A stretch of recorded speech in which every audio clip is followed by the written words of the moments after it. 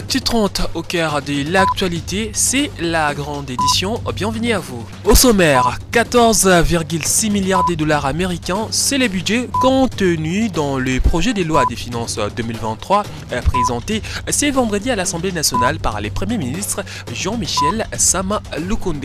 L'actualité, c'est aussi Martin Fayulu Madidi qui évoque une transition sans Félix Tshisekedi si les élections ne sont pas organisées dans les délais. L'opinion a été aussi emboîtée par Franck Diongo. Leurs interventions à suivre dans ce journal. Plus que 24 heures avant le concert des Fally Ipupa prévu ce samedi au stade des Martyrs de la Pentecôte, des dispositifs sécuritaires sont en train d'être peaufinés pour que tout se déroule dans le calme. Le chef de la police de Kinshasa a tenu une séance de travail dans ce sens. C'est tout pour les titres, place au développement.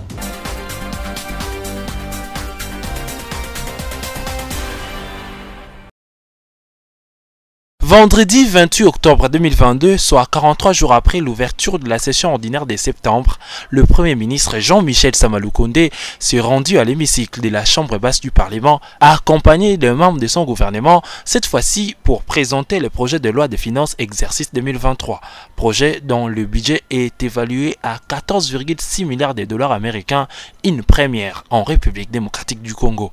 Plusieurs actions et programmes que devra exécuter le gouvernement en 2023 sont prises en compte dans ces budgets, comme l'a expliqué le chef du gouvernement qui a épinglé notamment la colonne des élections également prévues à la fin de l'année 2023. Les dépenses exceptionnelles de 1185 milliards de francs congolais, représentant 4,2% des dépenses du budget général, et devra financer les opérations électorales pour 800 milliards de francs congolais. Les opérations de recensement et d'identification de la population pour 220 milliards de francs congolais. La couverture d'éventuels sinistres et calamités, 75 milliards de francs congolais. La réserve budgétaire, 90 milliards de francs congolais. Le budget 2023, c'est donc une augmentation de 32% par rapport au budget 2022. Le projet de loi de finances est soumis à l'examen à l'Assemblée nationale pour son adoption avant d'être renvoyé au Sénat.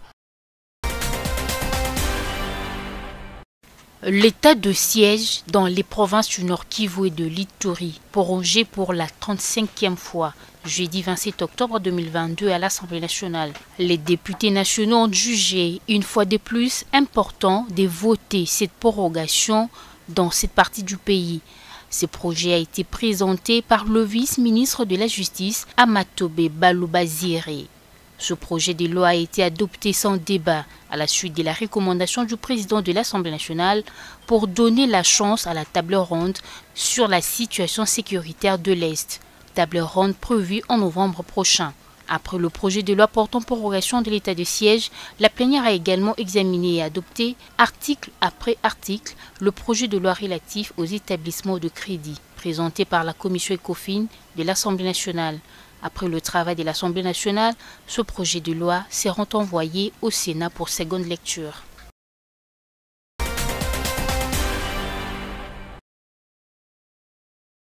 Après l'Assemblée nationale, le projet de loi portant autorisation de la prorogation de l'état de siège adopté en seconde lecture vendredi au Sénat. Lors du débat général, le sénateur Denis Kambayi Chimbumbu a notamment sollicité que la question de l'état de siège soit débattue au cours d'une plénière à huis clos avec le membre du gouvernement. Au total, 71 membres sur 78 qui ont pris part au vote ont adopté le projet de loi.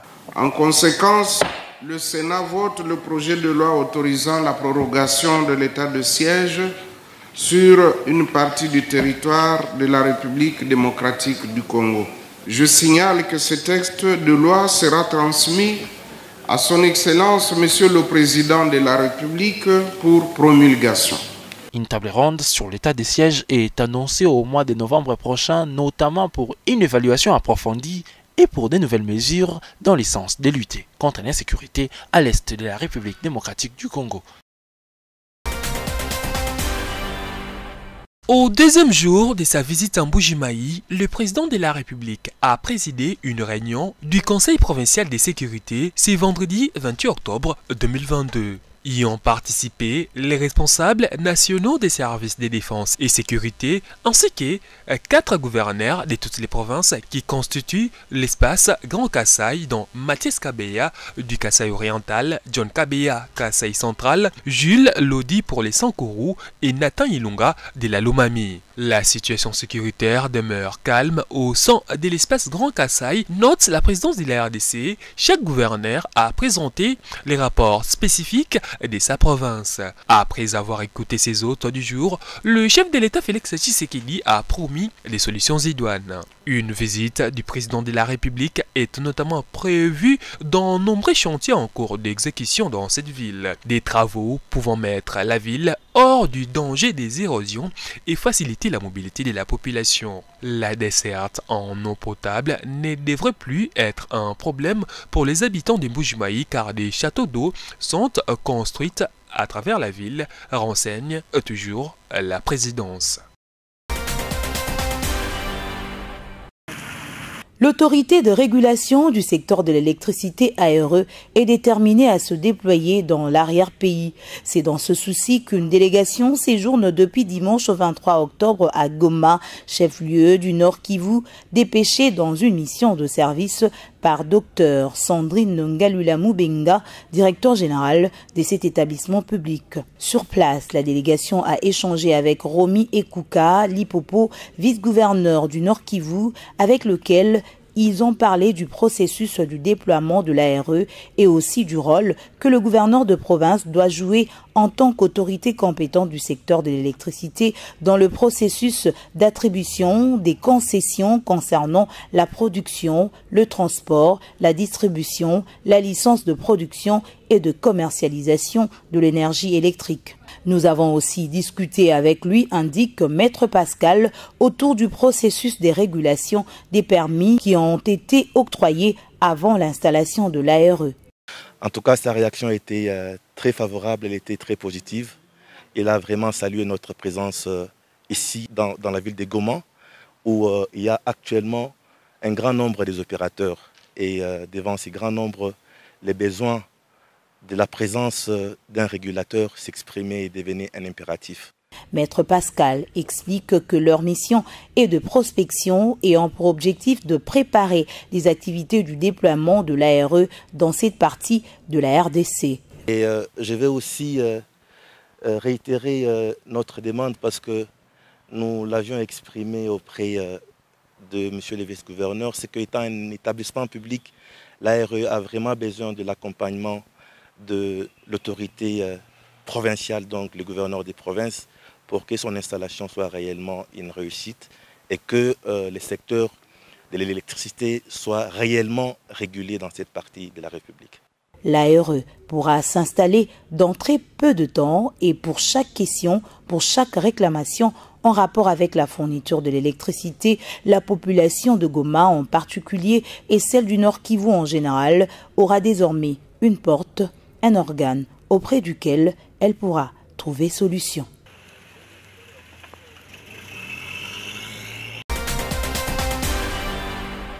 Au cours de cette réunion du Conseil de ministres, la 13e du genre, présidée par le vice-gouverneur du Haut-Tuélé, Christian Piton-Goma-Gondro, plusieurs points sont évoqués, dont la sécurité, l'éducation ou encore l'aménagement du territoire. Le ministre provincial de l'Intérieur a présenté l'état de la province du Haut-Tuélé qui demeure calme. Niangara, les présumés assassins Aruna et Rambo de M. Trésor Motalimbo, lâchement abattu, continuent à être recherchés par les services spécialisés.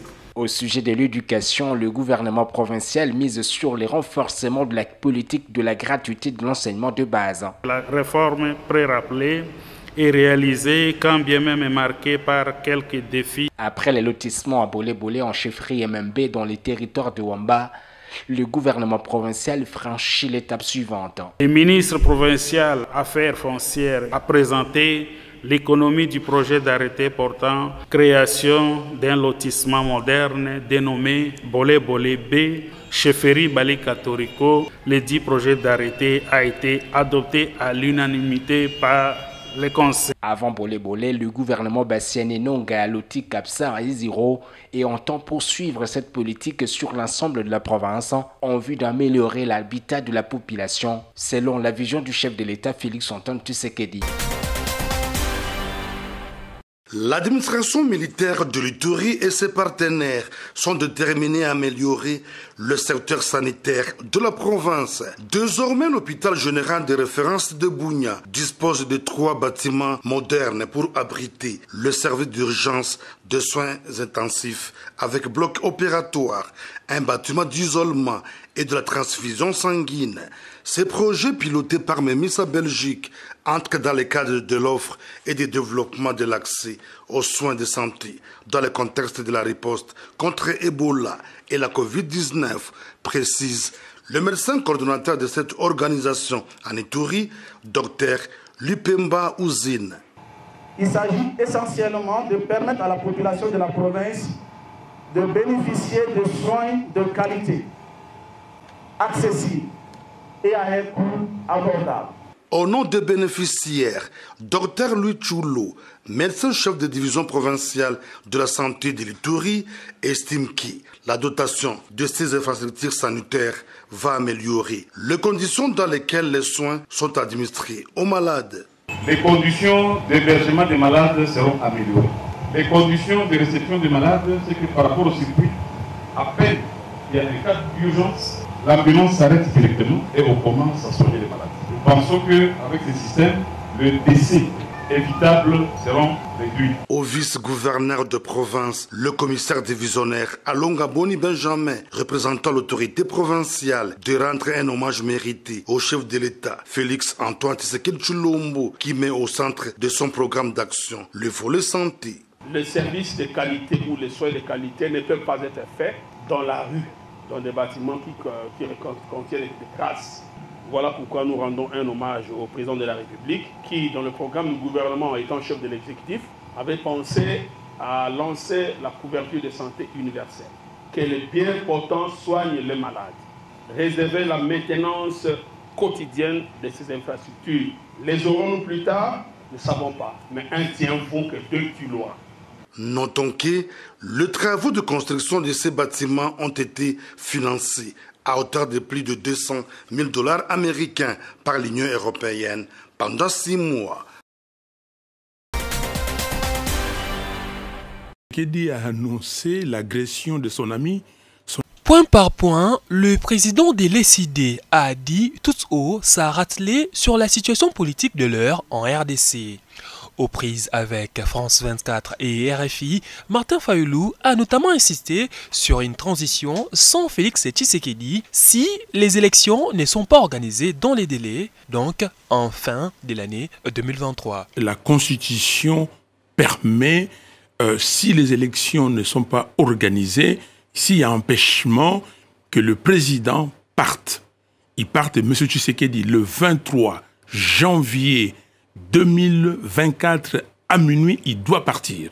Et là, on peut regarder et voir ce que dit la Constitution, le président du Sénat. Est-ce que nous sommes d'accord avec le président du Sénat? Si oui, ok. Sinon, on s'organise pour mettre quelqu'un de neutre, quelqu'un qui vient de la société civile, pour utiliser cette possibilité constitutionnelle. Si dans 3 mois, on organise, c'est bon. Sinon, on donne 1 mois de plus et 4 mois au total, on organise les élections présidentielle et législative nationale pour les Congos. Face à l'agression de la RDC par les Rwandais sous couvert des M23, l'ancien candidat à la présidentielle de 2018 reste campé sur sa position, celle de rompre toutes les relations avec le pays des Paul Kagame. La première chose, je l'ai dit et je le répète, on devait renvoyer l'ambassadeur rwandais à Kinshasa et rappeler notre ambassadeur à Kigali, rompre les relations diplomatiques, porter l'affaire à l'Union africaine et aux Nations unies.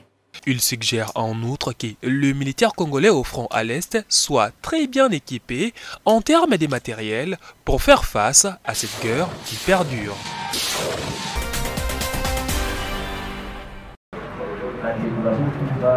Présentation ce vendredi 28 octobre à Kinshasa du plan de sortie des crises de balkanisation et d'insécurité dans la partie est de la République démocratique du Congo. Plan présenté par les partis politiques Mouvement Lumumbiste et Progressiste de Franck Diongo Chamba. Devant la presse, Franck Diongo a proposé 4 volets des pistes de solutions pour mettre fin à ces fléaux d'insécurité qui a tant duré. Parce que nous allons présenter tout de suite là le plan de sortie de la crise de balkanisation et d'insécurité à l'est du pays. Il est vrai que ça a contaminé l'ensemble du territoire national. Pour ce faire donc, notre communication par rapport à ce plan de crise aura tout simplement 4 parties.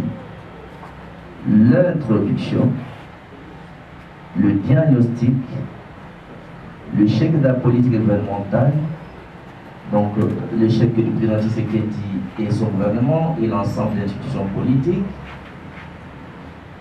et également le voie des sorties. Le président du MLP appelle le fils et filles du pays à s'opposer farouchement pour empêcher le schéma diabolique des balkanisations. D'abord l'absence de la mobilisation, de la conscientisation, de la sensibilisation et de l'information de la population sur l'acquis de balkanisation.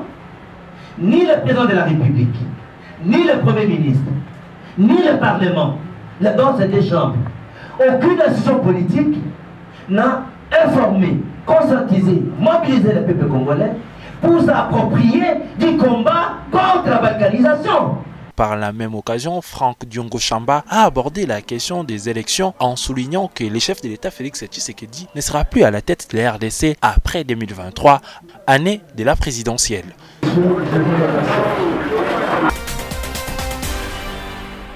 Le ministre des Sports et Loisirs d'un côté et de l'autre, la directrice de jeu de la francophonie, accompagnée du directeur national du comité d'organisation, tous trois ont fait les points sur l'état d'avancement des infrastructures devront abriter cet événement. On a passé en revue toutes les questions qui ont trait aux infrastructures et à l'organisation. Et il nous a donné une très bonne information en disant que les travaux au stade des Martyrs ont repris et que d'ici fin novembre, tout l'espace sera réhabilité. Et il y a également les travaux qui doivent pour la piste d'athlétisme qui vont commencer également. Le responsable des CG au pays envisage d'organiser en amont quelques compétitions au niveau national une fois le chantier achevé. Nous avons aussi proposé, si dans la mesure du possible, lorsque les infrastructures seront finies, pour qu'on puisse organiser des compétitions au niveau national, pour faire des simulations, pour voir si nous serons en mesure d'organiser ces grands événements en juillet-août 2023. Vous savez également que son Excellence, Monsieur le Ministre, a aussi la responsabilité de préparer nos athlètes pour gagner suffisamment de médailles. Signalons que le tirage au sort de ces 9e Jeux de la francophonie est annoncé déjà pour ce samedi 29 octobre à Kinshasa. En prévision du concert de l'artiste musicien Fally Ipupa le 29 octobre au Stade des Martyrs, le général Silvano Kasongo a réuni les commandements de la ville de Kinshasa le jeudi. Objectif, peaufiner des stratégies pour sécuriser les mélomanes attendus pour prendre part à cet événement. Notre réunion, le commandant Bass a mené la ville de Kinshasa pour un concert il y a Star la ville sur Fally Ipupa dans le Stade des Martyrs le 29. Donc c'est une bateau belé baya ko talaye ko ko se fait la musique na biso mais ba na kimia na boboto police ko zwa mikala nyosho de façon ki mutu nyosho akotala azo ngapela kimia mais ko kana mbulu akuta police ko sema kama mabe akuta police ko kana mambo kikuluna police ko chema maboko kana makasese eza ndenzela naye. Fally Ipupa avait lors de sa conférence de presse déclaré que ce concert sera un événement inédit. Merci au thème de ville, bon, je pense qu'on a un quinoa et puis l'événement il y a des habituellement pour Nakin pour la délégation de soit Portugais, Abidjan, Côte d'Ivoire, les États-Unis, la délégation des autres pays chinois dans la ligne systématique de la solo, la Visa, hôtel. Il faut pas, c'est la maman. Retrouver un rétro musical. Mais en tout cas, merci à tout pour le soutien, toi les autres, tout le monde. Affiches, banderoles, tous les moyens et stratégies sont d'usage par la team Fally pour sensibiliser les Kinois à participer massivement à ces concerts. C'en est fini pour cette session d'information. Grand merci à vous de nous avoir suivis. L'actualité reste en continu sur les www.actu30.cd et sur nos réseaux sociaux.